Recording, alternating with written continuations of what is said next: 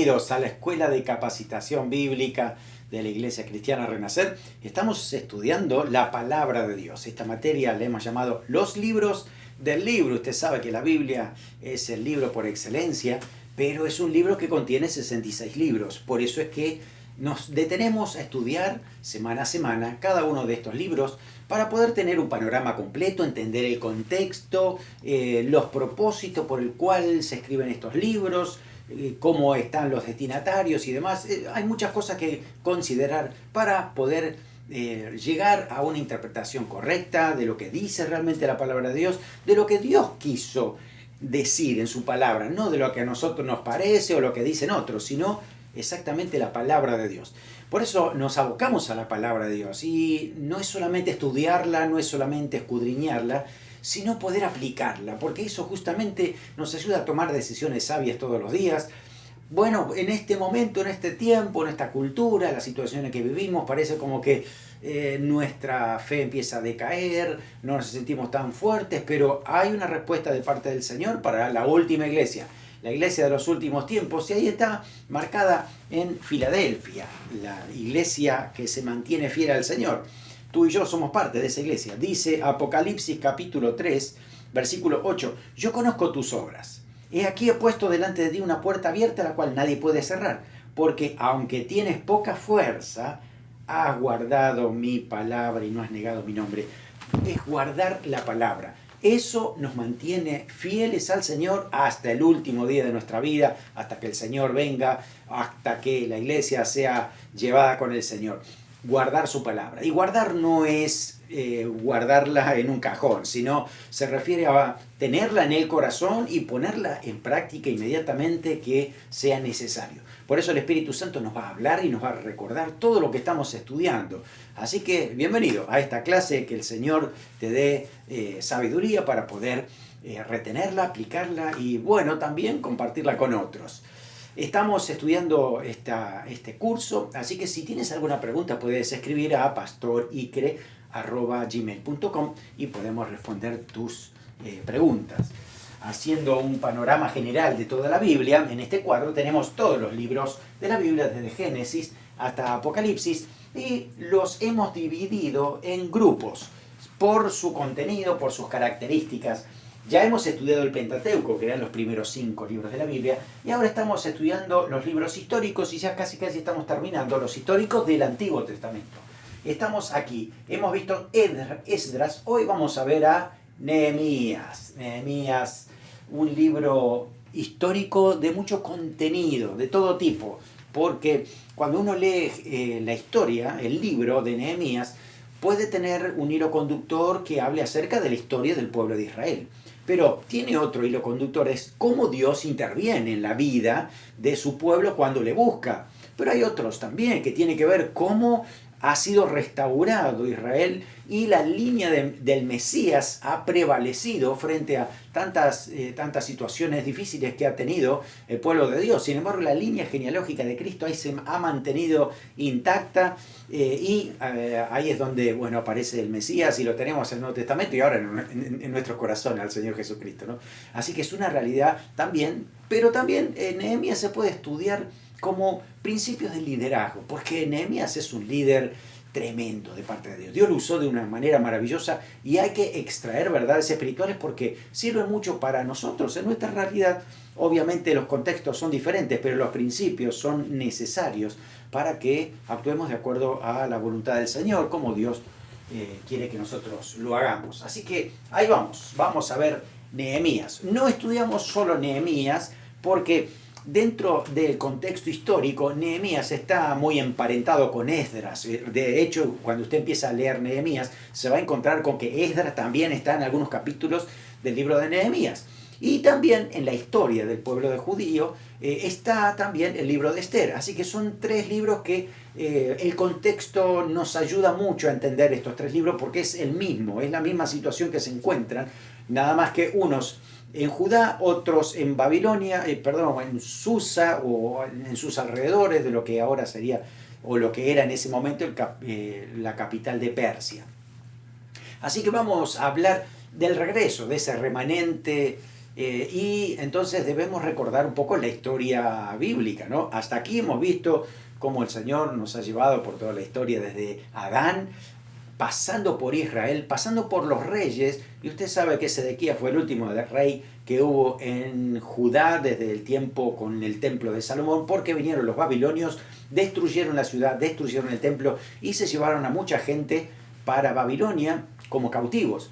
Después de 70 años profetizado por Jeremías, vuelven otra vez. Eso lo habíamos visto con el libro de Esdras, porque ahí estaba el decreto de Ciro, que dijo, todos los que quieran volver a su tierra para reconstruir otra vez la ciudad y el templo, sobre todo, que vuelvan. Así que hemos visto eso. Ahora estamos viendo a Nehemías, que también es otro de los líderes que justamente vinieron para poder restablecer el pueblo de Dios. Así que, en síntesis, este sería un cuadro que explica lo que acabamos de decir. Desde Génesis hasta Crónicas hemos visto todo lo que ha sucedido con los reyes de Israel hasta que se destruye el templo, que hay una cautividad babilónica por 70 años profetizado por Jeremías, porque él mismo dice de palabra del Señor que son 70 años, porque son 70, si hace la cuenta, de los años que, o es la suma de total de todos los años que deberían haber dejado la tierra en reposo. Cada 7 años, un año era de reposo para que la tierra recupere su ritmo, y además era una forma de tener fe y creer que Dios es el que nos sostiene en este año sabático, ¿no? Así era. Así que había muchos años que no se cumplieron, así que Dios hizo la cuenta, dijo, son 70 años, así que se van a ir a Babilonia y por 70 años esa tierra va a descansar porque no me obedecieron. De esa manera el pueblo empezó a aprender. Usted sabe que hay cosas que lo aprendemos contra la pared. A veces parece que aprendemos a los golpes, aún así a veces no aprendemos, ¿no? Pero bueno, ojalá que se nos abran los ojos viendo las consecuencias trágicas de lo que significa apartarse de Dios, no obedecer al Señor y ir por nuestro propio camino.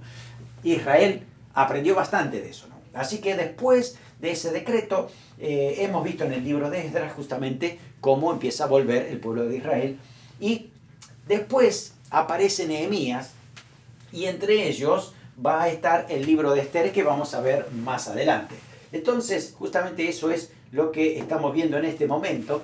Y en este plano, este mapa, que también hemos visto en Esdras, era recordar que cuando los judíos, aquí de Jerusalén, aquí, fueron deportados por el rey Nabucodonosor, después que cae justamente Jerusalén y es destruido el templo, son llevados hasta Babilonia, aquí, ¿no?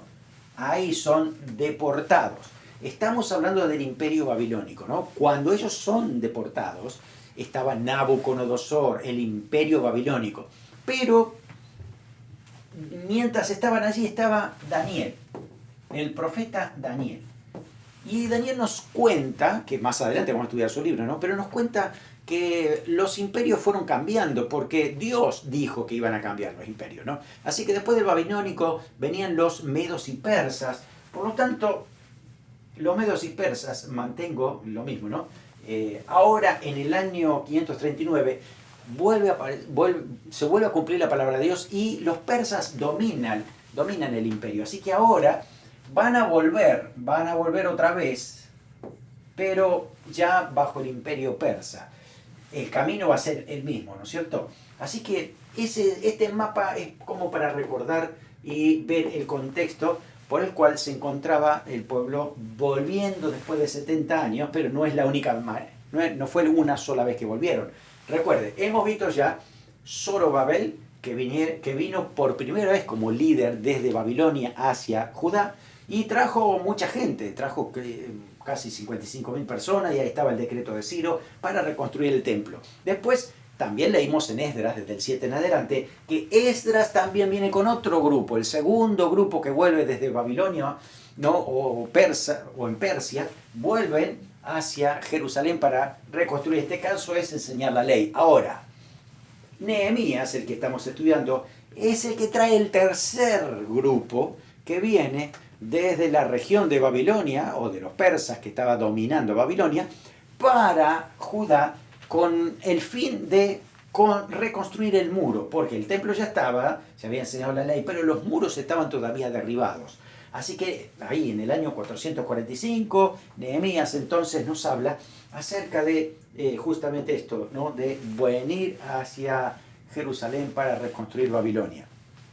Piense que ha pasado mucho tiempo desde que fue la destrucción de Jerusalén, los cautivos a Babilonia, luego que vuelven los cautivos, pasaron 70 años. Fíjese, estamos hablando de esto, ¿no? Zorobabel, 538. Pero cuando viene Nehemías, acá está, llega a Jerusalén. ¿Cuándo fue? Estamos hablando de en el año 445. Eso significa que han pasado 93 años ya. 93 años desde que ya empezaron a volver. Así que entre la primera, segunda y tercera pasaron 93 años. Ahora lo tenemos a Nehemías llegando a Jerusalén para reconstruir el muro. Así que eso es lo que nos cuenta, ¿no? Nehemías en su libro, justamente, ¿no? Así que viendo esto entendemos que el libro de Nehemías, bueno, nos refleja en primer lugar a el escritor. Es Nehemías, un líder espiritual. Lea ese libro, es maravilloso. La verdad es que uno aprende tanto y ve el empuje, nos motiva a servir a Dios, nos motiva a darle lo mejor a Dios, a pelear por lo que el Señor nos ha dado, ¿no?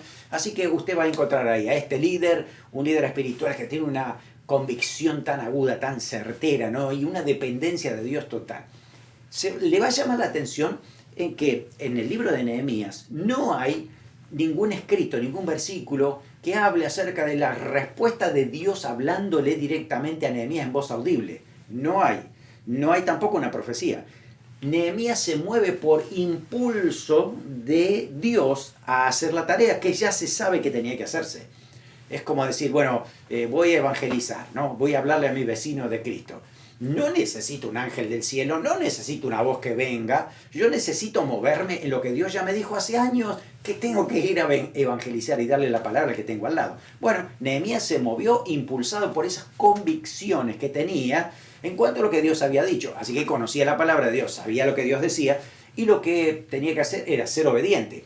En esa obediencia, entonces, siempre hizo oraciones y vio respuesta de Dios, ¿no? Vio que Dios era favorable, que Dios le ayudaba contra los enemigos, que Dios le ayudaba en la reconstrucción. Él veía la respuesta de Dios, aunque nunca escuchó la voz audible de Dios, pero vio la respuesta de Dios en las circunstancias y cómo Dios se movía y haciendo cosas sobrenaturales y guardándolo de los enemigos. Así que es muy interesante este libro, léalo con cuidado y disfrútelo porque es una bendición. Podríamos dividir a este libro en dos partes. Desde el capítulo 1 hasta el capítulo 6 tenemos a Nehemías reconstruyendo el muro que había sido destruido por los babilonios. Así que les llevó 52 días, trabajaron rápido, muy arduamente, se organizaron muy bien, 52 días pudieron completar todo ese muro. Tremendo trabajo que hicieron. Ahora, desde el capítulo 7 hasta el capítulo 13 es una reconstrucción espiritual del pueblo, porque había muchas falencias en cuanto a lo que Dios había dicho y lo que debían hacer, y a veces estaban muy lejos de cumplir todos los mandamientos de Dios. Entonces Nehemías también interviene a nivel espiritual, no solamente poniendo ladrillos, también había que poner el fundamento espiritual en la vida de cada uno de ellos. Así que el mensaje central va a ser algo interesante porque no hay una oportunidad siempre de servir al Señor sin que haya oposición. Siempre va a haber oposición. No te asustes si en tu vida hay oposición. Y uno dice, estaba tan bien hasta que decidí servirle al Señor. Ay, se me ha complicado la vida. Mira, es algo que nos pasa a todos, a todo el mundo, ¿no? Cuando quiere hacer la voluntad de Dios, parece que hay más oposición. Y Nehemías nos va a enseñar eso. Pero nos va a decir que hay victoria y hay mayor desafío y hay mayor gozo porque vemos la obra de Dios en medio de ello, ¿no? Como dijo el apóstol Pablo en 1 Corintios 16, 9, ¿no? Hay una puerta abierta, pero son muchos los adversarios. Así que la puerta abierta está. Adversarios también hay, pero hay que confiar en el Señor porque justamente el Señor nos da el poder, nos da la dirección, sabiduría y además nunca nos pone en vergüenza. El Señor levanta nuestra cabeza. Así dice la palabra del Señor. Así que creer y actuar. Que Dios obrará según su voluntad.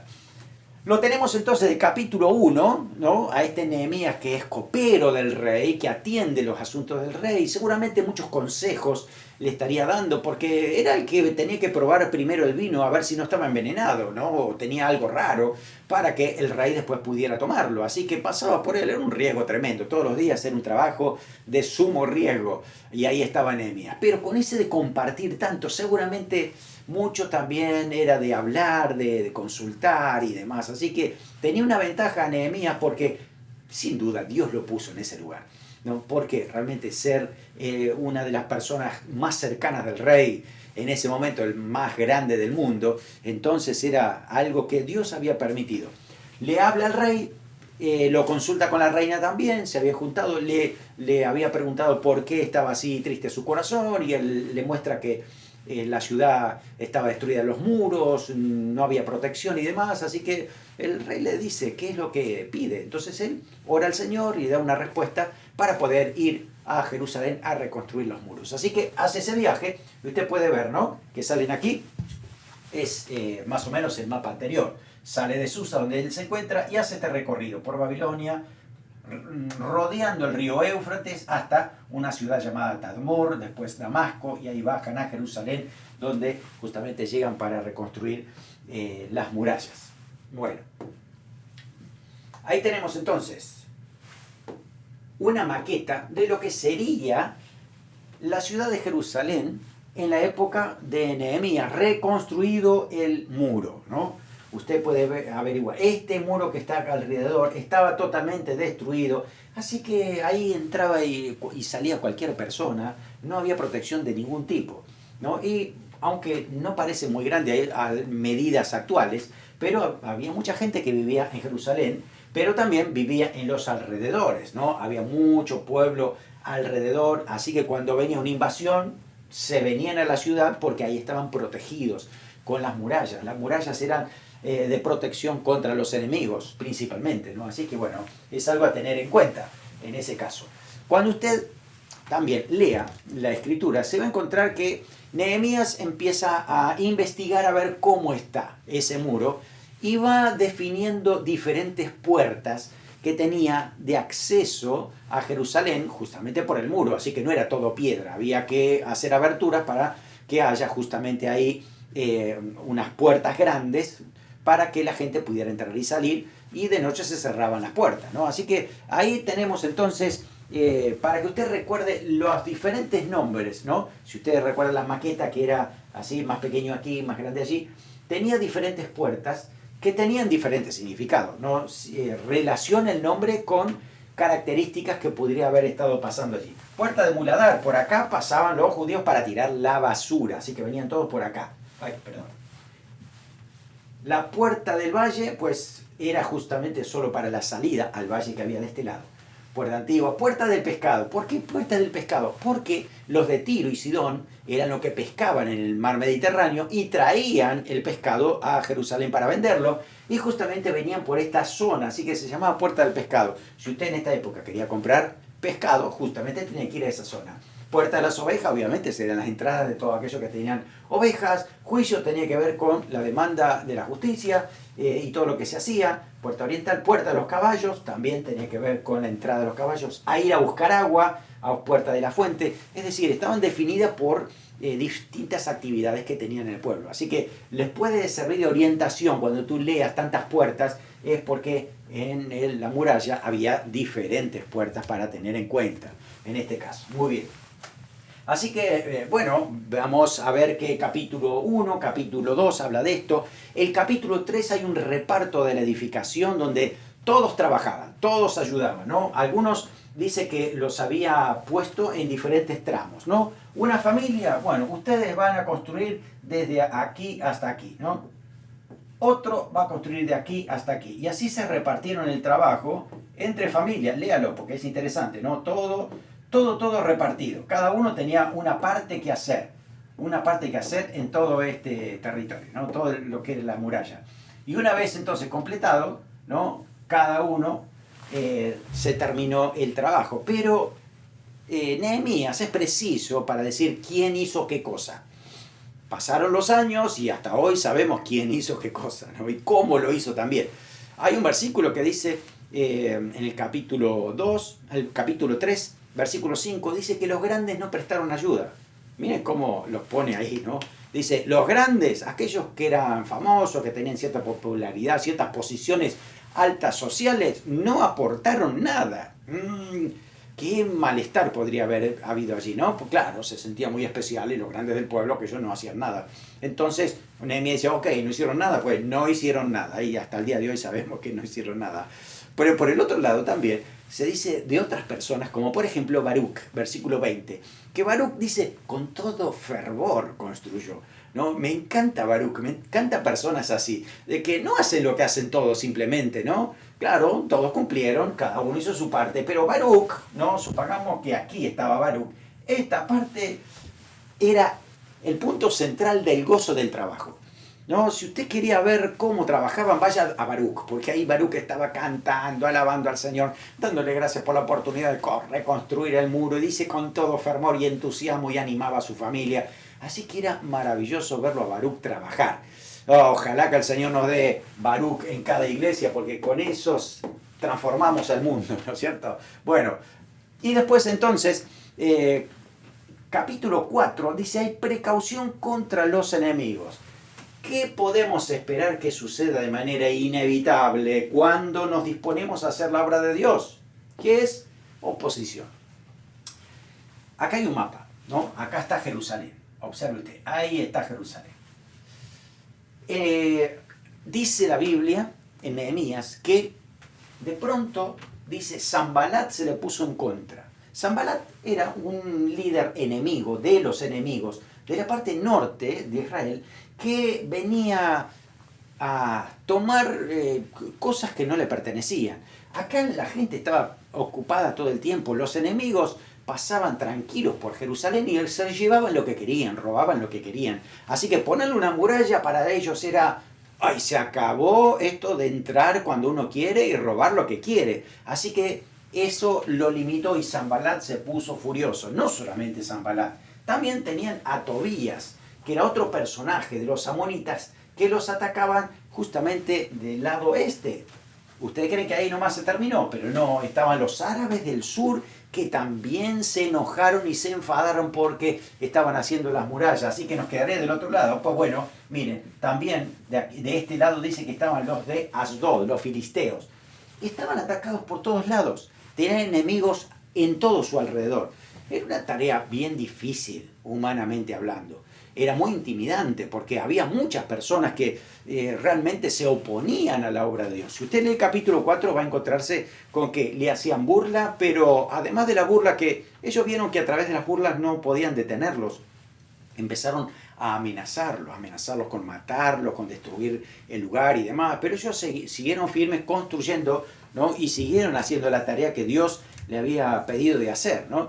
Es interesante cómo se organizó Nehemías. Y él dijo, a todos los que van a construir, con una mano el instrumento para construir, una pala, una cuchara de albañil. Con la otra debían tener la espada y estar listos para cuando vinieran los enemigos. Así que era las dos cosas, trabajo y autoridad y ponerse firme frente a la situación. Qué buena enseñanza para los creyentes, ¿no? Porque tenemos que trabajar pero mantenernos firmes, porque el diablo no va a querer que tú hagas la obra de Dios, se va a oponer como sea. Vas a encontrar oposición, pero recuerda, tú necesitas recordar que el Espíritu Santo te da dones, te capacita, te da fuerza y también te da autoridad contra el enemigo, contra el mismo Satanás, con sus huestes, para que tú avances. Recuerde que nuestros enemigos no son humanos. No te enojes con las personas, porque es Satanás detrás de las personas que está induciéndolos para que traten de detener la obra del Evangelio. Pero mire, querido, cuando tú vas a la palabra del Señor, encuentras que nadie puede detener lo que Dios dijo que se va a hacer. Es así. Así que la iglesia verdadera de Cristo, que hoy está trabajando y sirviendo al Señor, nadie la puede detener, nadie. Por más que se ponga el mundo a enfrentarlo, porque hace siglos que vienen diciendo que van a detener la iglesia, que la van a destruir. Hace siglos que vienen diciendo que otras filosofías se van a anteponer al cristianismo. Hace siglos que se viene diciendo esto. Y aquí está la iglesia, firme. ¿Sabe hasta cuándo? Hasta que Cristo la venga a buscar. Por eso es esto de mantenernos con autoridad espiritual, haciendo lo que Dios dijo que debemos hacer. Eso es bien reconfortante para nosotros, ¿no? Bueno, vas a poder leer el capítulo 5 y vas a encontrar que también había que trabajar contra la usura, ¿no? Aún dentro del pueblo, había muchas personas que estaban procediendo mal, ¿no? Estaban cobrándole intereses a los hermanos, así que Nehemías empezó a trabajar sobre eso y puso las cosas en su lugar. Vas a ir al capítulo 6 y otra vez hay maquinaciones de los adversarios, pero nota el capítulo 6 cómo Nehemías establece sus principios aprendidos de Dios con autoridad espiritual para decirle a los enemigos. Vas a encontrar que él dice, yo hago una gran obra y no me voy a detener reuniéndonos con ustedes para perder tiempo, ¿no? Hay otra expresión que dice, Dios fortalece mis manos en estos momentos porque, claro, era difícil la relación con los enemigos. Y después le dijeron que tenía que huir porque lo venían a buscar. Y él dice, un hombre como yo, ¿ha de huir? No, el Señor está conmigo, es tremendo. Tremendo Nehemías. Es una bendición poder aprender lo que dice la palabra de Dios. Desde el capítulo 7 hasta el capítulo 13 vas a encontrar ahora que ya se terminó la construcción, la reconstrucción del muro, ¿no? En 52 días. Pero no terminó ahí el trabajo de Nehemías. Ahora había que reconstruir también la parte espiritual. Había mucho que hacer. De repente había mucha gente que ni siquiera había leído nunca la ley de Dios, que no sabía lo que Dios quería, que no sabía qué Dios quería para las familias. Así que había que poner orden en ese sentido, ¿no? Nehemías lo que primero hace es poner dirigentes, personas que pudieran ayudarles en la organización, distribución, con autoridad, con dirección, para que hagan las cosas bien, ¿no? Haya seguridad y se puedan resolver los problemas que había en la población. Después menciona a todos los que volvieron, ¿no? También para que haya un registro histórico, de una crónica acerca de los que habían venido para poder estar en Jerusalén con sus familias. Luego vas a ver, capítulo 8, que hay un nacimiento o un despertar del pueblo hacia buscar a Dios. Y es cuando ahí entra en escena Esdras, que estaba también ahí con Nehemías, y Esdras empieza a leer la ley a todo el pueblo. Y no era cuestión de leerla nada más. No, pusieron un púlpito, ahí estaban los rollos de la ley, la leía Nehemías, pero había gente designada que le ponían el sentido a la escritura para que entendiese el pueblo lo que se estaba leyendo. Había algunos que ayudaban a la interpretación de lo que se decía allí, de la palabra de Dios. Así que la gente entendía perfectamente lo que estaba leyendo Esdras.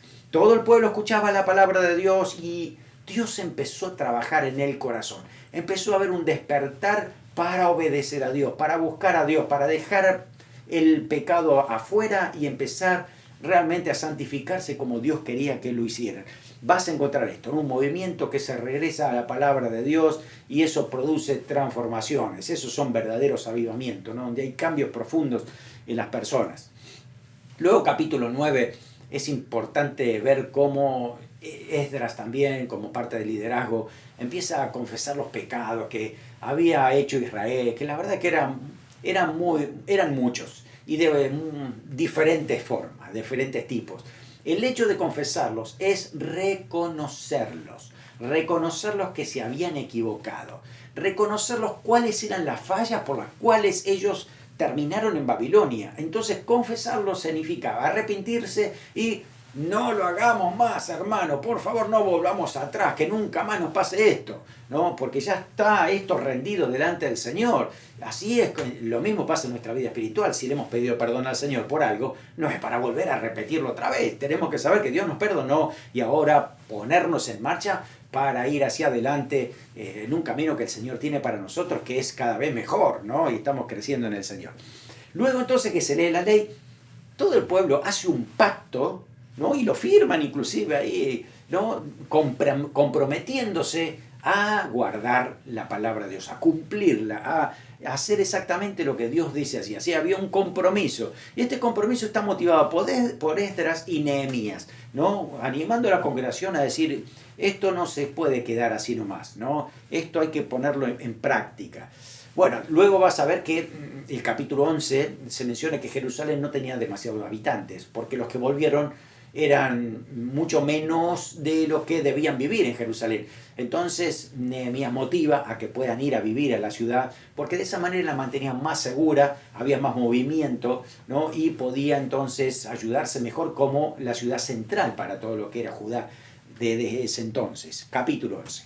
Luego también hay un reparto entre los sacerdotes, los levitas, el capítulo 12. Está la dedicación del muro, y esa dedicación es fabulosa, porque ahí vemos a Nehemías también organizando un coro, y ese coro está repartido en dos partes, ¿no? Una parte iba por una parte de arriba, ¿no? Arriba del muro, iban caminando por arriba del muro, y la otra parte por el otro lado, y se encontraban en un punto en común, y ahí es donde cantaban y alababan al Señor, bendiciendo al Señor por su misericordia. Misericordia es una palabra clave para el pueblo, para entender de que todo lo que tenemos es porque Dios en su gracia y amor ha querido darlo. No merecemos nada, nadie merece nada de Dios. Dios lo ha hecho porque Él ha querido, y es amor, por eso es gracia y es misericordia para todos nosotros, ¿no? Así que veremos eso.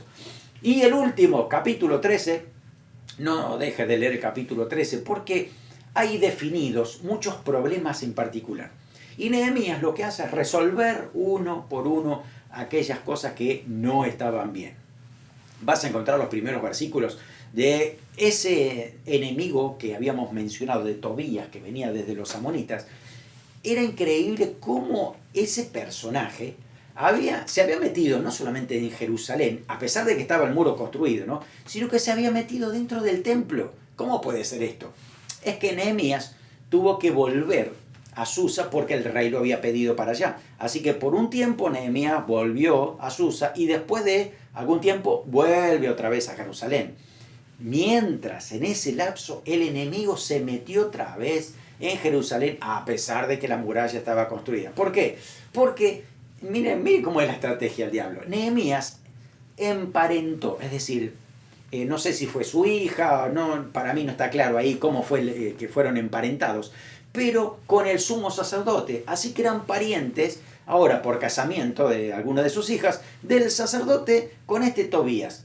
¿Y sabe lo que le hizo al sacerdote? Agarró del templo, ¿no? Un lugar donde era una oficina para guardar asuntos del templo y guardar, por ejemplo, si hay excedente de diezmos, para ayudar también a los levitas y demás. Dice que le preparó ese cuartito para Tobías, con una cama, ¿no? Para que se instalara ahí, ¿no? Cuando él quería venir a visitarlo. Es increíble. ¿Cómo puede ser que en la misma casa de Dios el enemigo se haya metido ahí adentro por una relación familiar? ¡Qué cosa! Estudiemos bien las estrategias del enemigo, porque puede pasar en cualquier lugar esto. Miren, la verdad es que el diablo sabe cómo aprovecharse y usa algunas situaciones parecen familiares, ¿no? Para que el enemigo esté durmiendo en el medio del templo. Entonces, ¿qué hizo Nehemías? ¿Sabe lo que hizo Nehemías cuando vino? Me encantaría ver ese video en el cielo, si es que lo hay, ¿no? Porque dice que Nehemías agarró todos los utensilios que había ahí, la cama, la mesita de luz, agarró, los tiró todo afuera, limpió todo eso, porque eso le pertenecía a la casa de Dios y era el lugar de Dios. Así que limpió todo ese lugar para la gloria del Señor.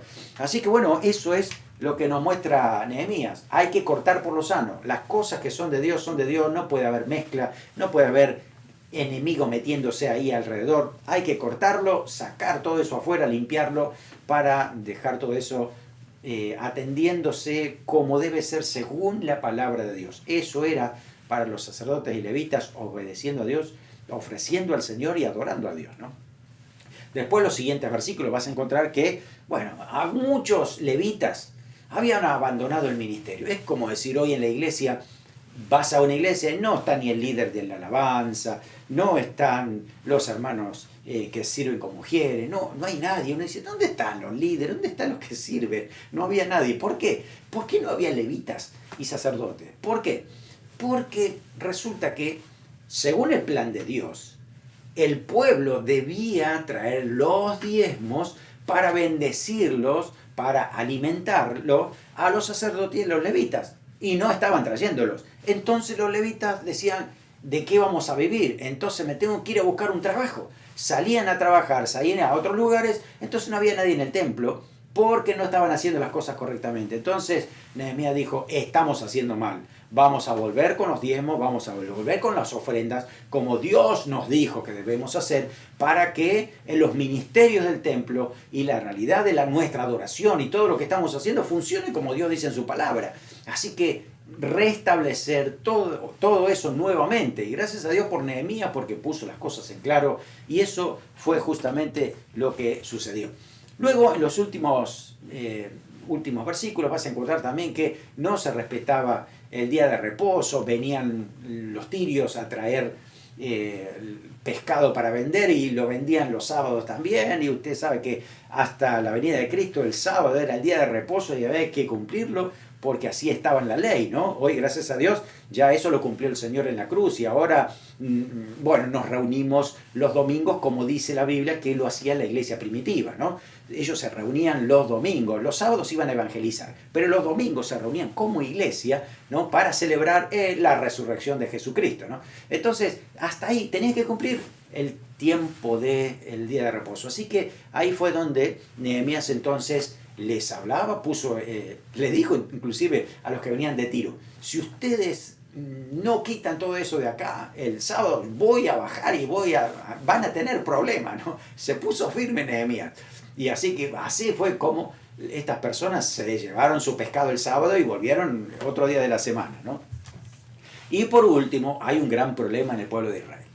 Desde el capítulo 13, versículo 23 a 31, vas a encontrar que hay yugo desigual.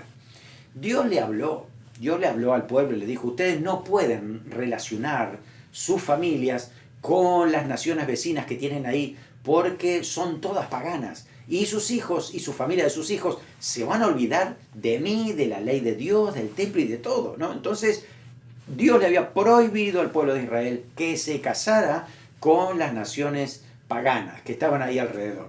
Entonces, de esa manera, Nehemías empieza a darse cuenta que hay un problema.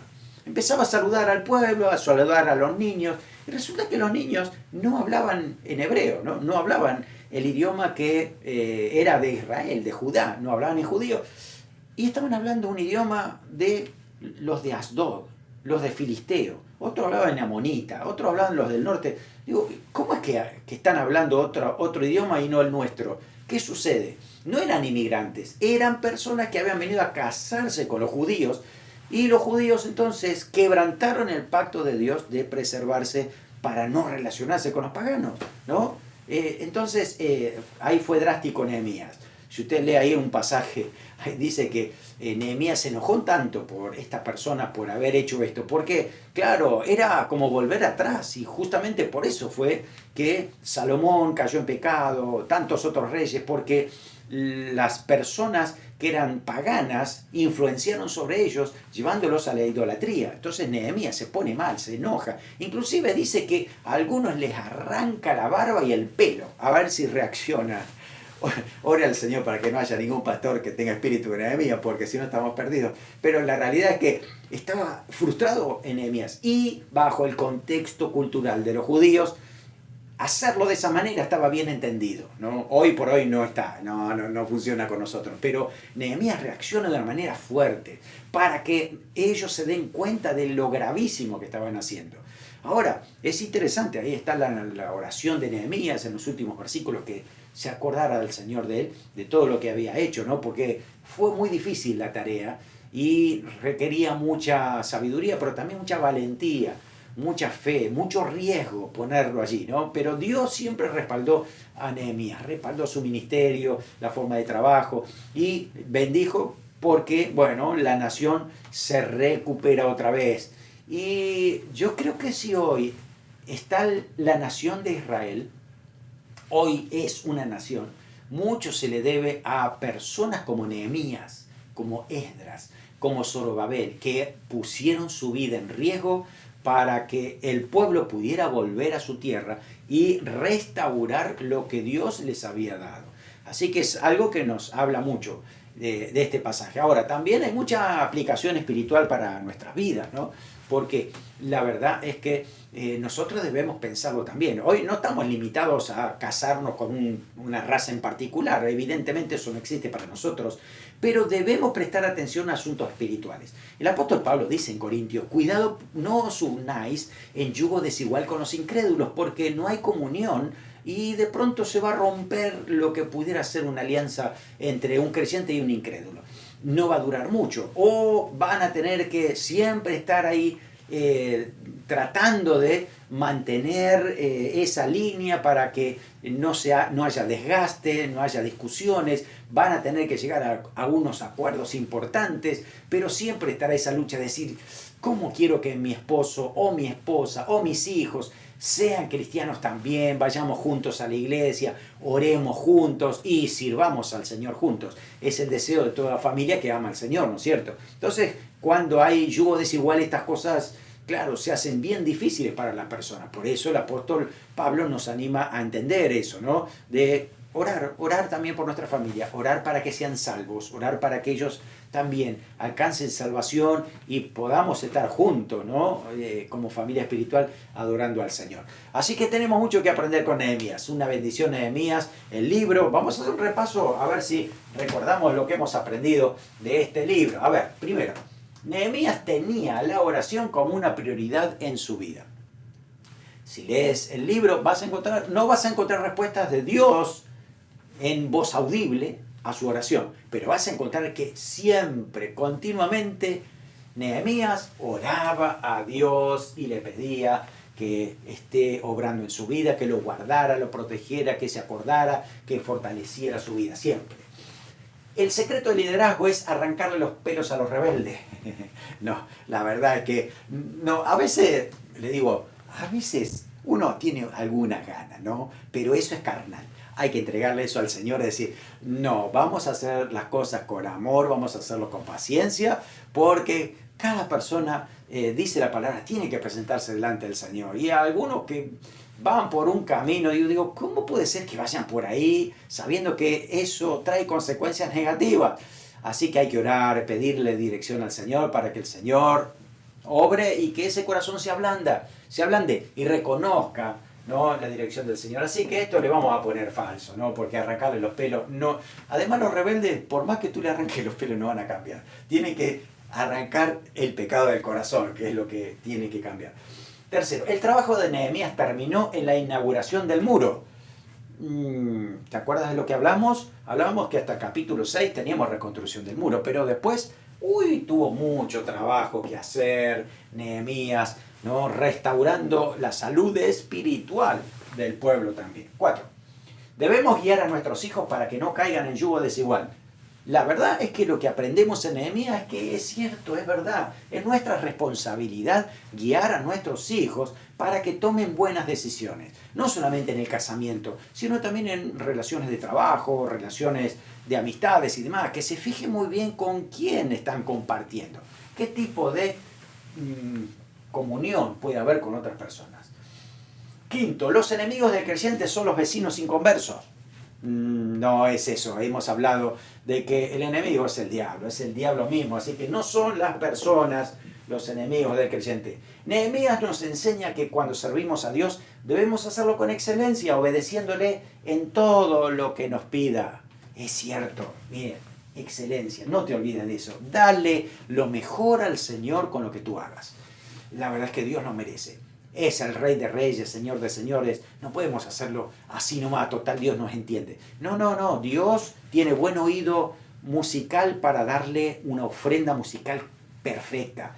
Dios tiene muy buen gusto en su vista para que cuando hagamos nosotros carteles, presentaciones, decoraciones, hagamos la excelencia porque Dios lo merece, ¿no? Dios tiene mucho gusto en todas las cosas, debemos darle lo mejor. Dios es muy organizado, es de orden, por lo tanto en la iglesia también tiene que haber orden, tiene que haber organización, tenemos que hacer las cosas bien, ¿no es cierto? Así que Dios merece excelencia y se la tenemos que dar.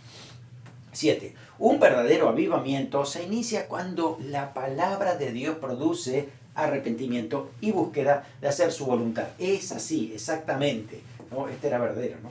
Verdadero. Un el avivamiento empieza con esto, ¿no? La palabra de Dios, tocando nuestras vidas para arrepentirnos de los pecados. Buscar al Señor. La oración cambia las cosas, ¿no? La oración porque nos guía la palabra de Dios y la palabra de Dios nos guía la oración. Van juntas de la mano, ¿no? Trabajando en esto para que Dios haga su obra. 8. En la familia, en la iglesia o en la vida personal, nunca debemos levantar muros de protección espiritual. Miren, protección espiritual. La verdad es que aprendemos nosotros de Nehemías que como Nehemías levantó muros para la ciudad para protegerlo de las invasiones de los enemigos, los creyentes debemos trazar límites para que el diablo no se meta en aquello que Dios nos ha dado. Que no se meta en nuestro corazón, ni en nuestros ministerios, ni en nuestra familia. Así que sí, en nuestra familia, en la iglesia, hay que construir. Perdón, es al revés. Nunca, no, acá dice nunca. No, nosotros sí debemos, ¿no? Debemos levantar muros de protección espiritual en nuestra familia. Así que pídele al Señor que el Señor siempre esté haciendo su voluntad en tu vida y se mueva y que, bueno, glorifiquemos al Señor con todo lo que hagamos. Nehemías 8:10, el versículo clave.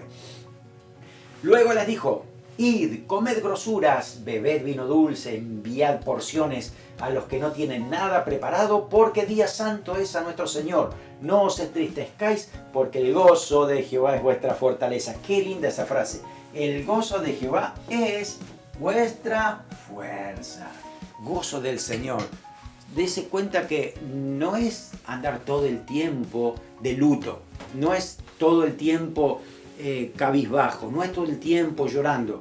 Dios quiere que nos gocemos en Él porque Dios es el Padre bueno que quiere dar buenas dádivas a sus hijos, que quiere dirigir a su iglesia, que quiere realmente glorificarse a través de nuestras vidas. Así que el gozo del Señor es nuestra fortaleza. Y eso lo dijo Nehemías cuando estaban escuchando la palabra de Dios, se daban cuenta que se habían equivocado mucho, pero bueno, empezaba a haber arrepentimiento y lloro por tantas cosas, pero dijo, no, vamos a buscar al Señor, pero terminemos con gozo del Señor. El gozo del Señor es nuestra fortaleza. Amén. Oramos. Señor, gracias te damos por tu palabra. Gracias por este libro. Gracias porque nos enseñas, Señor, cómo debemos presentarnos diariamente delante de ti. Si tenemos ministerios, cómo darte excelencia a ti. Si tenemos familia, cómo preservarlas, cómo cuidarlas. Señor, si estamos empezando algo para tu gloria, tener cuidado con el enemigo que va a querer meterse, pero en el nombre de Jesús tomamos autoridad y le ponemos límite, no lo dejamos prevalecer porque hay poder en tu nombre. Señor, que esta palabra sea viva y eficaz en nuestras vidas y que podamos ponerla por obra en el nombre de Jesús. Amén. Amén, que el Señor te bendiga abundantemente.